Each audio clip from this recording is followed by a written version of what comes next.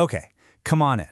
Gather round, I've got a really special story for you today. It's an ancient story, all about an incredible hero, a tricky magician, and a huge fortress that could actually fly through the sky. How amazing is that? Let's jump right in. So, let me ask you a question. Have you ever heard of a whole city that could fly? I mean, really think about it. You look up at the sky, and instead of a bird or an airplane, you see buildings and streets, the whole shebang just floating up there. Would you be excited or maybe a little bit scared? Well, in our story today, that flying city was totally real. It was this amazing, magical fortress called Sauba. But, the person in charge of it was not very nice at all. He was a cruel king who wanted to use its power to cause a lot of trouble. So, this is the story of the heroes, the brave heroes who had to find the courage to stop it. All right, so let's set the scene. Our story takes place in this beautiful, happy city called Dvaraka. Everything's peaceful, everyone's having a good day. But then, this giant shadow falls over the whole city. Everyone looks up, and there it is, the flying fortress Sauba. And inside, the evil king, Shalva, who had come to ruin their home. And you know what? This was not some quick little fight. Nope. This scary battle went on for 27, that's almost a whole month, 27 long days and nights. Can you just imagine how tired and worried everyone in Dvaraka must have been, with that fortress just hanging up there in the sky day after day? But the people of Dwaraka were not going to give up. Oh no. They had heroes to protect them. Brave warriors who were ready to defend their home. And the very first one to step up, to charge right into the fight, was the amazing Prince Pradyumna. Now get this, because this is the coolest part. One of the bad guys, a commander named Duman, was attacking his soldiers. And what did Prince Pradyumna do? Did he panic? Did he look worried? No. The story tells us he actually smiled. He was so calm and so confident that he smiled because he knew exactly what he had to do. And then, with his bow, he was like a master artist. His aim was perfect. 1, 2, 3, 4 arrows for the horses. Zip. 1 arrow for the driver. Whiz. 2 more to break the enemy's bow and flag. And then, the final arrow. Right to defeat the commander. Bam! Just like that. So cool. And he wasn't out there by himself. No way.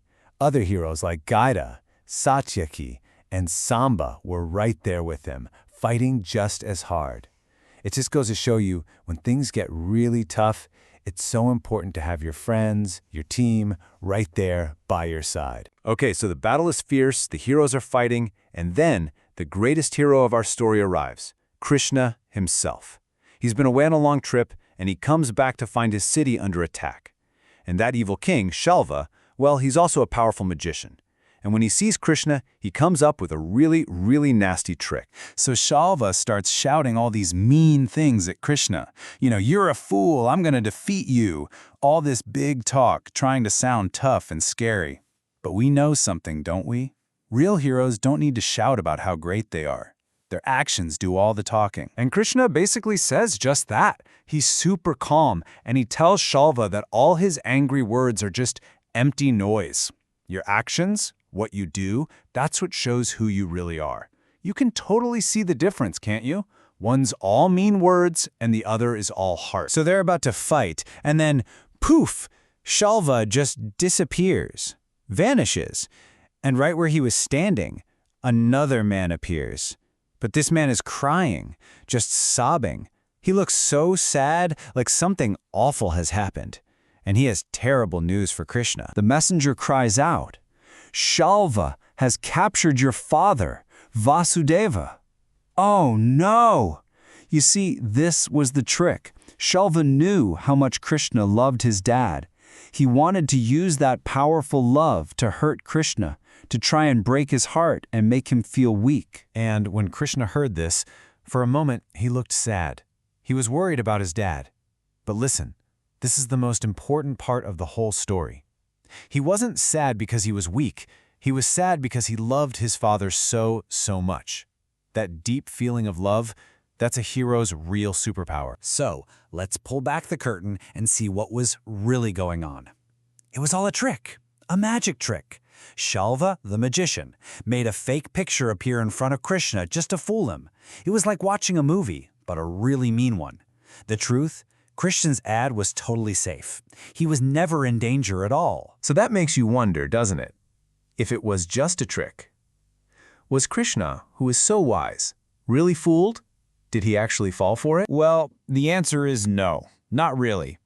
Think about it like this. Have you ever watched a sad movie and maybe felt a little tear in your eye? You know it's not real, but you feel sad anyway because you have a good, kind heart. That's kind of what happened here. Krishna felt that love and worry for his father because his heart is just so big and full of love. But the trick itself, that dark, magical shadow, it could never, ever cover up his bright inner light of truth. Because here's the thing about tricks and illusions. They can never, ever beat what's real and true. And in that very moment, Krishna's big, bright, truthful heart completely shattered the magician's spell. The trick was over. Now it was time to finish the real fight. And in a flash, everything became clear to him. He blinked, and the crying messenger was just gone. The fake picture of his father vanished. The whole evil magic trick just disappeared, like a soap bubble popping in the air. Poof! Krishna then looked up, and who did he see? His real enemy, Shalva. He was hiding up in his flying fortress, probably thinking his mean trick had worked. Well, he was wrong. Now Krishna was focused, and the real fight was back on. So Krishna took his mighty club, and wham! He struck that flying fortress. And the whole city, that whole magical fortress that seemed so powerful, just shattered into thousands and thousands of pieces. They all came tumbling out of the sky and splashed right into the ocean. Wow. With his fortress destroyed, Shalva had nowhere left to hide. He leaped from the falling wreckage and, with all the anger he had left, he charged directly at Krishna. This was it. The final showdown. Then Krishna raised his special weapon, a shining disc that glowed so brightly it looked like a second sun in the sky. It cut right through all the darkness and all the shadows, and with that beautiful light, he defeated the magician Shalva, once and for all. The battle was over, the sky was clear, and everything was peaceful again. And that leaves us with a wonderful question to think about, doesn't it? What does this story teach us about what it means to be truly strong? Is it about having flying fortresses and shouting angry words? Or is real strength something you find inside your own heart? A heart that's full of truth and courage, and most of all, a powerful love for others?